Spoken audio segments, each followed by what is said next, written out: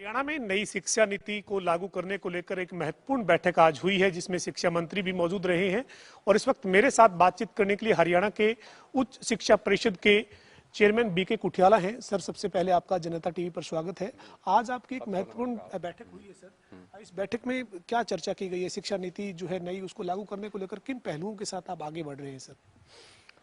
जो राष्ट्रीय शिक्षा नीति 2020 है, उसमें 5 विभागों का कार्य है।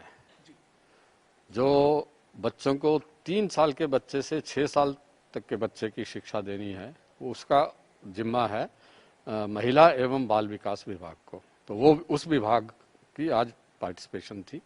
दूसरा है एलिमेंट्री स्कूल, तीसरा है सेकेंडरी स्कूल, चौथा है हायर एजुकेशन और फिर 5वां टेक्निकल एजुकेशन। तो इस प्रकार 5 विभागों के जो शीर्ष अधिकारी एसीएस और पीएस और उनके नीचे काम करने वाले और अन्य अधिकारी और 5 यूनिवर्सिटी के लोग, वाइस चांसलर और डीन एकेडमिक और रजिस्ट्रार यहाँ पर आज की बैठक में उपस्थित थे। माननीय शिक्षा मंत्री कंवरपाल जी की अध्यक्षता में ये बैठक हुई और बैठक का आयोजन हरियाणा राज्य उच्च शिक्षा परिषद ने किया था। 2.5 घंटे की बैठक में 5 प्रस्तुतियां हुई और हर एक विभाग ने ये बताया कि आने वाले समय में अल्पकालीन, दीर्घकालीन और मध्यकालीन कार्य क्या करने वाले हैं। उन्होंने आइडेंटिफाई किया कि हम अगले 2 साल में ये 1, 2, 3, 4 काम करने वाले हैं, अगले 4-5 साल में ये काम करने वाले हैं और 10-12 साल में ये काम होने वाले हैं।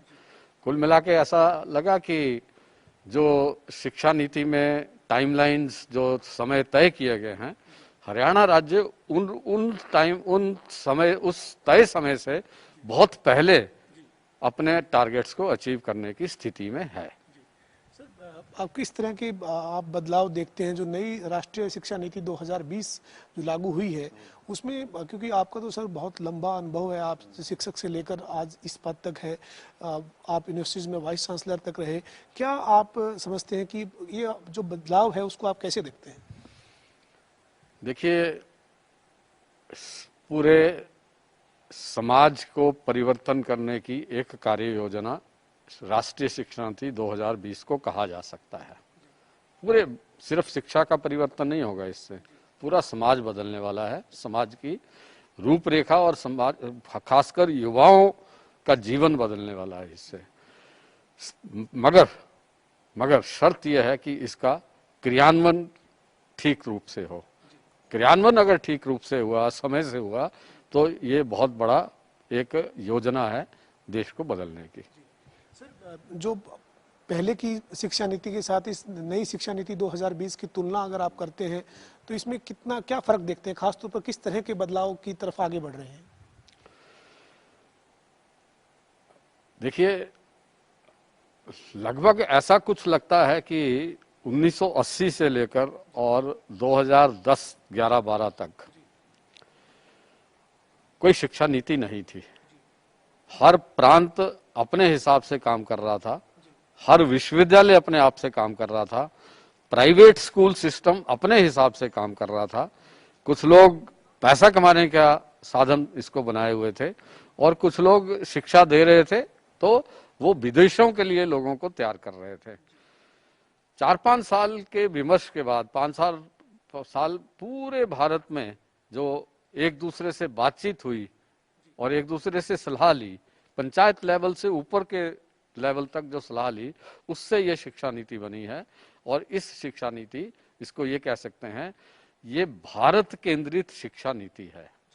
पहले हमारी शिक्षा नीति का बहुत बड़ा हिस्सा जो था वो ब्रिटिश शिक्षा नीति जो भारत में बनाई थी उन्होंने, उस समय उससे प्रभावित थी।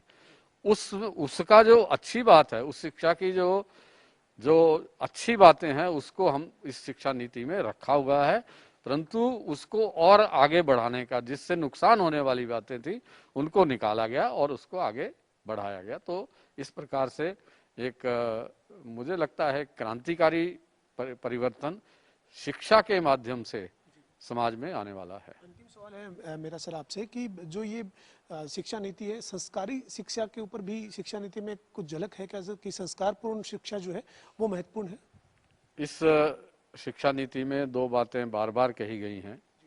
एक तो ये कहा गया है कि ये भारत केंद्रित होनी चाहिए, अर्थात अपने देश की जो परंपराएं हैं, जो हमारे संस्कार हैं, उन पर केंद्रित ये शिक्षा देनी चाहिए। दूसरा ये कहा गया है कि हमको मॉरल एजुकेशन और एथिक्स की एजुकेशन, उस पे जोर देना चाहिए। अगर आप इंजीनियरिंग भी पढ़ रहे हैं तो एक इंजीनियर का अपना काम करते हुए क्या धर्म होना चाहिए, उसकी क्या ड्यूटी होनी चाहिए, अपना टेक्निकल काम करने के साथ साथ उसको क्या करना चाहिए, क्या नहीं करना चाहिए, ये भी शिक्षा का भाग होना चाहिए और इसको संस्कारों के रूप में देना चाहिए। बहुत शुक्रिया सर बातचीत करने के लिए। तो ये हमारे साथ हरियाणा राज्य उच्च शिक्षा परिषद के चेयरमैन बीके कुठियाला थे, जिन्होंने जो शिक्षा नीति 2020 लागू हुई है उसके तमाम पहलुओं पर बात की है।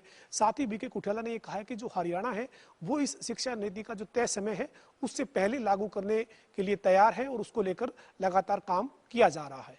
वीडियो जर्नलिस्ट विजेंद्र सिंह के साथ पवन सिंह, जनता टीवी, चंडीगढ़।